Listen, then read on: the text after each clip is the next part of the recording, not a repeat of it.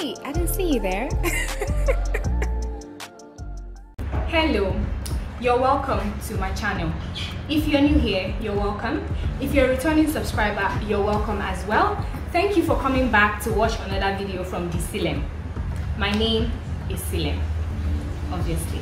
Today I'm going to show you how to make a face mask without sewing. Now I am aware that there are tons of videos on how to make a face mask out there, but I still believe that I have a unique touch to my videos, so I did it anyway. Mine is unique just because it's me that did it. For this face mask, I'm using a scuba fabric, and this is the fabric. It is stretchy and it is solid, no clear distinction between the right side and the wrong side. It is also self-finished, so it doesn't fray, and this is basically the fabric I'm going to use for this. So if you want to see how I make this face mask, please keep on watching.